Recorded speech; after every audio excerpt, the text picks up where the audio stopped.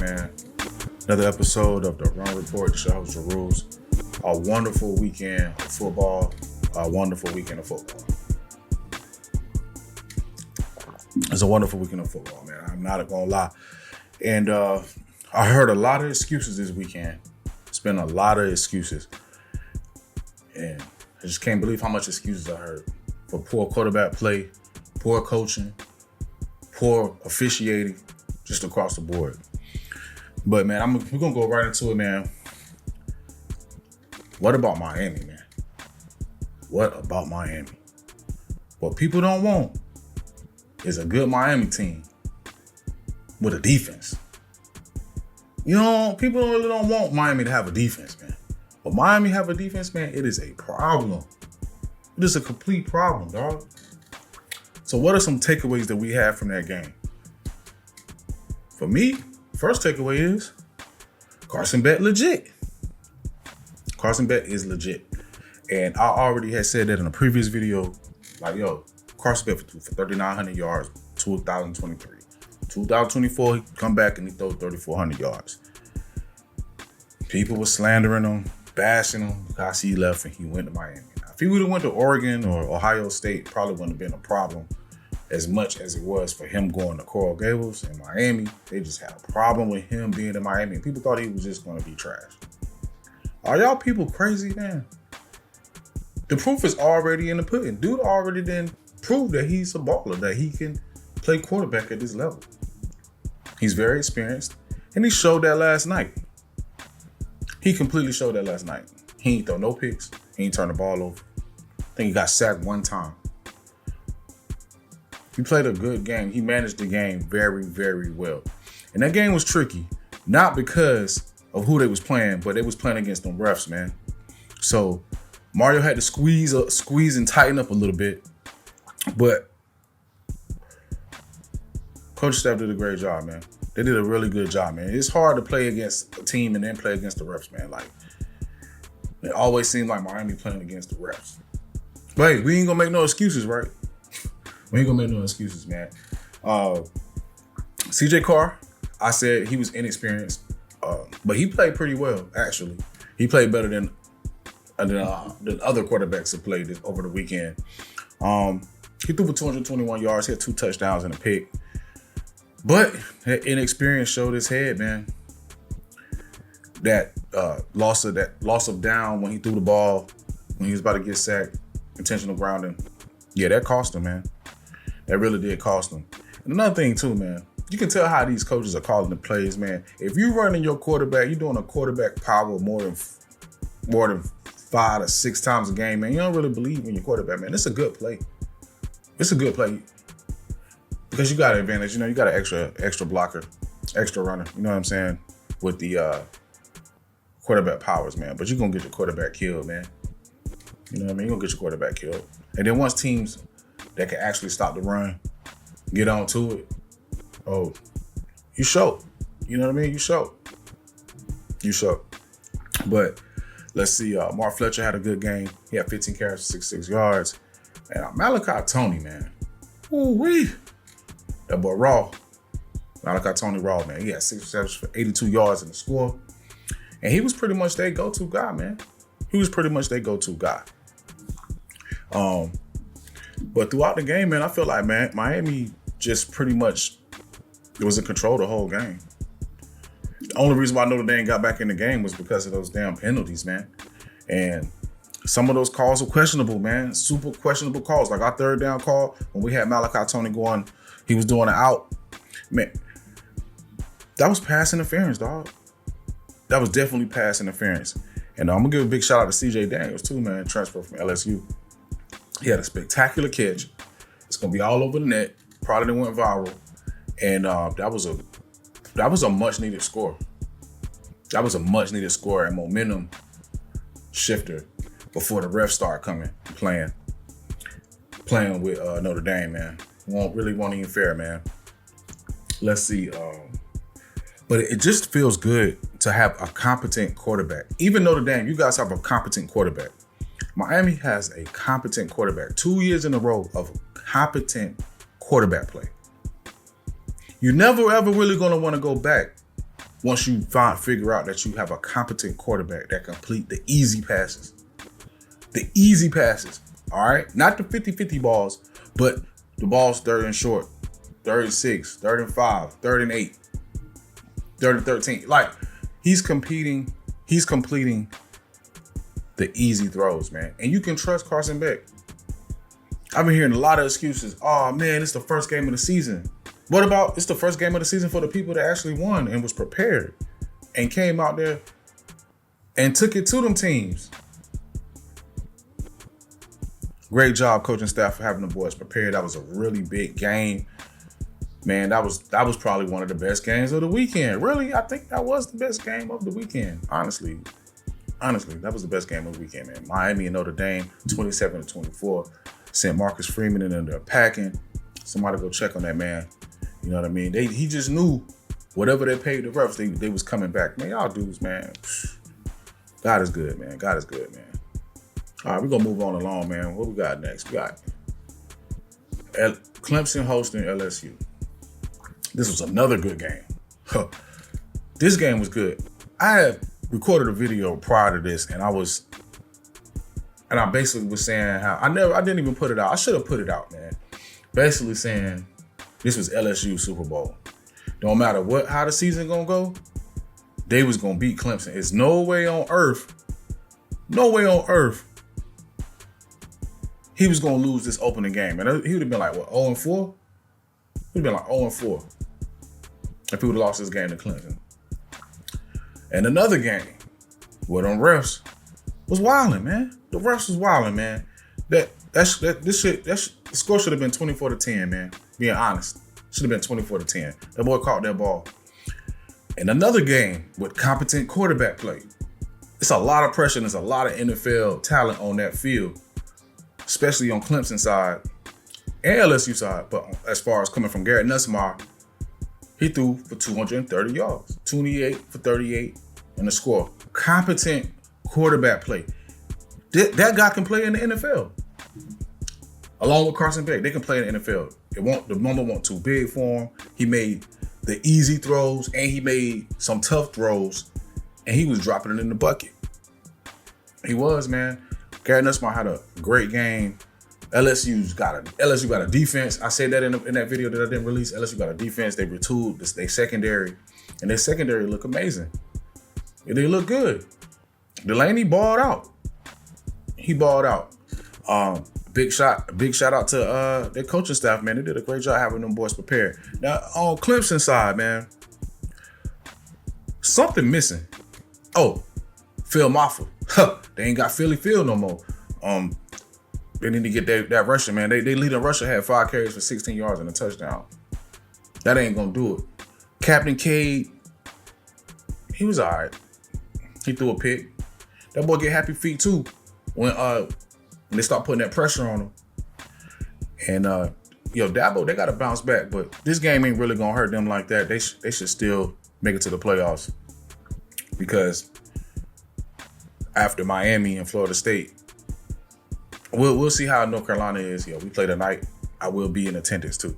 We'll see, who's gonna be competing in the ACC, but great game by LSU. And another thing too, no one really talk about it. This Dabo was like 0-3 in the last meetings he had with the SEC. Dabo's 0-3 against the SEC these last 3 games, man. Like man. Just thinking about it. But overall, Clemson got a lot of talent. They're gonna bounce back. But LSU too much, man. LSU look really good, man. Really good. They had them boys prepared. All right, what we going into next? We got South Carolina, Virginia Tech. This game was kind of boring until the end. It really wasn't that good. Kyron Drones was 15 for 35, 221 yards and 2 picks. He had a bad pick in the first half. That probably could have swung the game because it was a defensive struggle at the beginning. Lenore Sellers came out the gate on that first drive, went down there and scored. They had that boy prepared for the first drive. And at the end of the game. But he's another guy with a lot of height, right? And he has all the physical traits and all the physical tools. I see, 6'3", he's a big guy, he can run. But with playing against a better defense, I don't see it. You know, I don't really see it. You got Nick Harbor too, man. Nick Harbor played all right. He's just a big threat. He's a big threat wide receiver, man. But he has some drops too. But Nick Harbor gonna be all right, man. I like Nick Harbor. Lenore Sellers, he's cool, man. But again, he's another competent quarterback. You can see that they have a tight leash on him, and the offense that they running, man, it suits him. They're gonna run him to death too. And like once you label like you doing quarterback powers and you running all games just because you big and stuff, man, you ain't using your arm. They really tell you the value of how they feel about you. My son came in here. Yeah, man. But Lenore Sellers, he cool. But I seen a graphic. They had 2026 top quarterbacks, and they had Arch Manning up there first. They had Lenore Sellers. They had Gary Nussmeier. They had Cade Klubnik. And really, they ain't even have Carson Beck on that list, man. How? Bro, I just don't get it. I can't believe that he had Arch Manning first overall pick in 2026 draft, man. I don't care what he showed me for the rest of the season, man. They making excuses. Oh, he played against number one team, number one defense. What kind of defense you think is going to be in the NFL, man? It's going to be the same type of defense, man. But we're not going to really get into that, man. That man been getting beat up all weekend, man. All weekend. Let's see how he bounced back. But anyway, Lenore Sellers, he's good, man, but arm talent, he has arm talent. He can throw the ball a mile. But we'll see when the defenses get better for him in the SEC. We'll see how he go. And we'll see how South Carolina go. They got a good team, man. They linebackers are raw, dog. They raw. I really rock with the linebackers, especially number 0. All right. Yo, this is the quarterback I'm about to talk about right now. This dude right here, this might be the best quarterback I've seen in a minute. You know what I mean? They play Oregon State, but it don't matter. It's how those passes look and it's just how he plays and how he looks to your eyes. That's how I judge quarterbacks. How does he look to my eyes? I don't care what his stats say, other than picks and fumbles, but just your eyes. What do your eyes tell you when you looking at a quarterback? What do your eyes tell you? That's the main thing. Jaron Kiwi or Jaron Kiwi Sagapulatele. I know I'm trying to pronounce his name. Sagapulatele. Now this dude threw for 20. He was 20 for 30 for 234 yards and 3 touchdowns, right? But if you turn on the tape and look at what he's doing, how he placing the ball, man, boy, raw. He like a big. He's a larger Dylan Gabriel. But if Dylan Gabriel was like 6'2", 6'3", he'll probably be like this guy right here, man. This guy right here. If Cal can keep him, I'm sure they should be able to keep him. Plus he's Hawaiian. He on the west side too. But this is the type of dude Dan Lannon probably. I think they had him and then Cal took him back. Just by looking at this guy throw the ball, man, that dude nice, man. This dude nice. So I don't want to hear no excuses about no quarterback play this weekend. This dude was prepared. This dude is a freshman. In his first start, 20 for 30, 234 yards, and 3 touchdowns and no picks. Competent quarterback play. Some people just got it. Yo, this dude, he just got it. He got it. Whatever it is, whatever the it is, he has it. Sagapulatele. Yo, look that game up, Cal versus Oregon State. Boy, in there dropping them dimes. He in there dropping them dimes like Penix. He a lefty too. Yo, bro, straight. And he got an arm.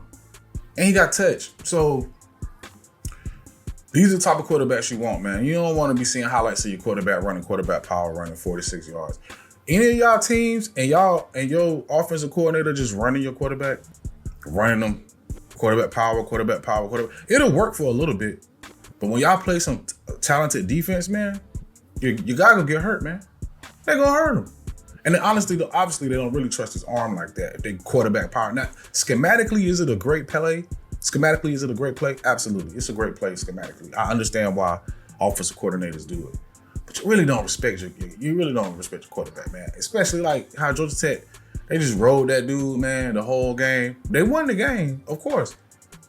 You might have won the battle, but are you going to win the war like that? Nah, man, that dude was beat up, man. There's no way he was going to lose to Deion Sanders, man. He would have ran that dude 60 times, man, if that was going to get him to win. And Haynes King actually can pass the ball. But that's a whole nother game, man. Jaren Sagapulitele, yo. Check him out. Cal quarterback, yo. Dude's pretty good. All right, let's get into the next one. All of these games are quarterback-based, man. The Michigan game, 34-17, man. Bryce Underwood, man, that dude look good, man. 21 for 31 for 251 yards and a touchdown. Another one, he was prepared. His coaching staff had him prepared. This is his first collegiate start at the big house. 100 and some thousand fans. He was going to go to LSU. He switched, came back home. A lot of pressure on that dude. There's a lot of pressure on that dude, man. The guy at Texas ain't the only player that had pressure on him. This guy right here had a lot of pressure too, and he's younger than him, and he's a freshman, and he threw 21 for 31 for 251 yards and a touchdown. I don't care who they playing. Doesn't matter. The eyes don't lie. And he wasn't running around all over the place either. He was throwing the rock. You know why he ain't have to run? Because Justin Haynes had 16 carries for 159 yards and 3 touchdowns. That's why he ain't have to run. Because he got a back too. Yo, he's pretty good, man. Bryce Underwood, a dog, yo. They got a one with that one. They definitely got a one. And as I'm about to wrap this thing up, man, I've also noticed defenses are better. So usually defenses are better at the beginning of the season. And, the offense got to adjust. They got to get clicking. But on those good teams, man, it's a lot of good defense being played, man. So you going to have a competent quarterback, man, or you ain't got a chance. If your quarterback is average, you ain't got a chance. I'm praying that our quarterback tonight, man, is a baller, yo. I pray, man, that he's a baller, yo. I hope Gio a baller, man. Because if he is, yo, we're going to be all right. Because we already know Bill gonna have that defense. You already seen how Matt Patricia was out there coaching them boys up. Now, where Matt Patricia learned that from? Bill. Let's get it. ACC looks pretty good also. All right? Now, we lost to LSU, but we did beat Bama. And we beat Notre Dame.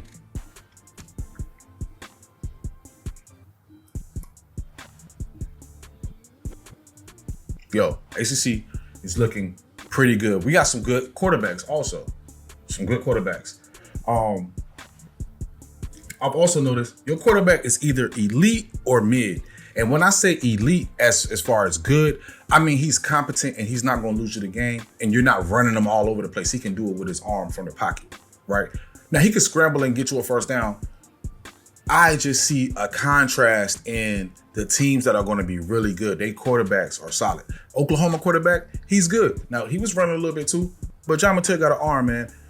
And yeah, he was doing his thing.